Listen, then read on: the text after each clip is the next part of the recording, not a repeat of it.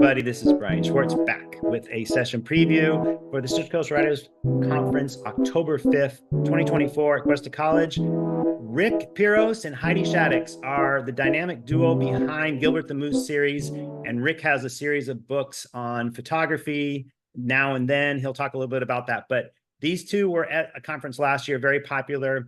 I asked them to come back because they share a very unique perspective, because Heidi works in traditional publishing, Rick is in indie publishing, and the two of them have come together and built a very successful publishing company and what they're doing. So if you write children's books, if you're interested in photography books, this is a good session to go to. And I asked them to share a little bit more about what they're going to be talking about and introduce themselves. So Heidi, why don't you start and take it away? Great. Thanks, Brian. Yeah, we're excited for this session. A little bit of background on me. I'm the author of the Gilbert the Moose children's book series. And I'm also, my other job is I work for W.W. Norton Publishing. I'm vice president and business development manager at that publishing house that's based out of New York. So we've been publishing children's book series for almost 10 years now.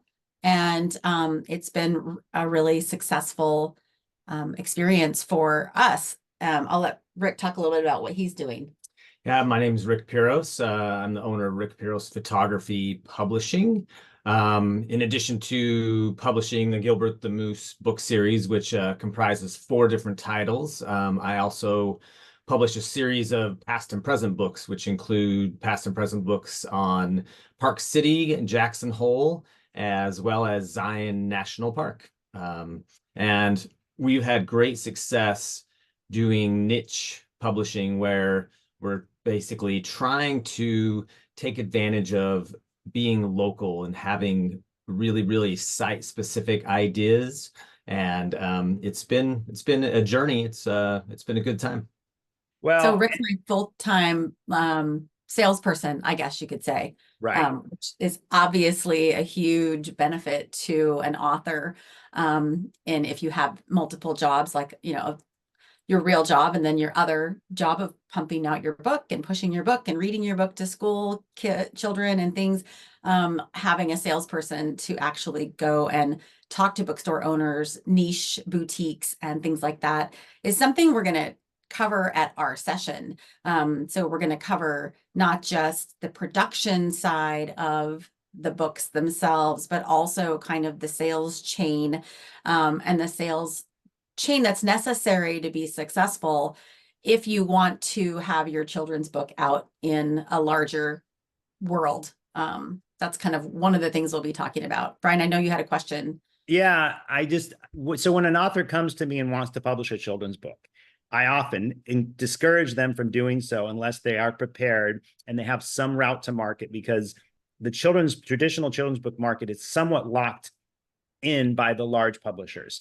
So I was hoping you might be able to touch on, if you plan to pitch your children's book to a traditional publisher, what would you go about doing it? Do you go through, if you were to find an agent, understanding a little bit more about what you would need to bring, because you have the perspective. I know you're not accepting submissions at the conference. This isn't your role, but you certainly talk about what a publisher looks for when an author comes to them or an agent comes to them. Yeah, absolutely. There's big differences between if you're going to self-publish and what you would have to do versus if you were going to actually go to a publishing house and pitch your idea. So there are very distinct differences between the two. Just to give a little teaser, one of the things that you don't need if you're not going to self-publish is an illustrator. So there's more to that I can cover in the session, but that's just a little teaser of something that I think a lot of people wouldn't know going into this market.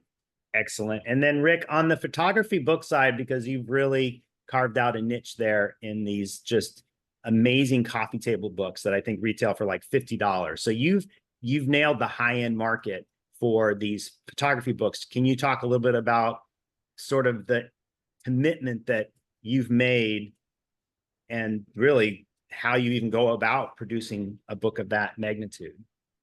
Well, we were very fortunate when we first started our publishing journey, our self-publishing journey, is that I being a photographer, I had a gallery in Park City for a number of years on historic Main Street there. And so my first book, Park City Past and Present, was a natural fit where I could basically plug that into all of the other retailers that I knew from the historic Main Street Alliance. And once I kind of cracked that code, and I'll talk about it in more detail at the conference, is basically leveraging your networks to be able to sell more effectively as a self-published author. And it's something where you kind of have to go back to the old school techniques of selling that, you know, everybody's been talking about forever: cold calling, prospecting, filling the pipeline. And it's really the thing that I find so exciting about it is just meeting people. You have to be really willing to, you know, do the you know, the gumshoe, get out there and sell in person, is what the way I find to be most effective. But it's lots of different secrets on that. So be glad to share them. So you're a creativepreneur. I would say your definition of creativepreneur. Lee Rubin, our keynote speaker, who's also the syndicated cartoonist that's going to be there, I actually brought that up with him as well, where he talked about how he was cold calling and getting rejections, and you have to have a thick skin and doing all the business side of it. And he's been doing it for 40 years, right? He wouldn't be able to without understanding it is a business, treating it like a business. Yeah, and I think the act of creating a business, like creating a client list, is a very creative act. And it's one of those things where the end in mind, I always think about the end in mind, where when I'm creating a book, before I even do the creative side of the book, I'm thinking about who's going to sell it. And that's also a creative act of determining like what your client's going to be at the end, and then working back from the end in mind back to the actual, you know, creative product, which is the book. But it's all integrated. Yeah, I like that. You see it as a creative part of the creative process is understanding how it's going to get to the reader, who the readers are, and how you'll walk in the store and present yourself. And, you know, your odds of success are going to be much higher when you do consider that early in the process. Definitely. All right. Well, the two of you, are looking forward to seeing you on October 5th. For those of you who may be watching this and haven't yet registered, head over to centralcoastwritersconference.com. It's our 40th annual event, and I'm really excited to have Rick and Heidi there. So thanks again, guys, and we will see you on October 5th. Thanks. Thanks, Brian. You bet.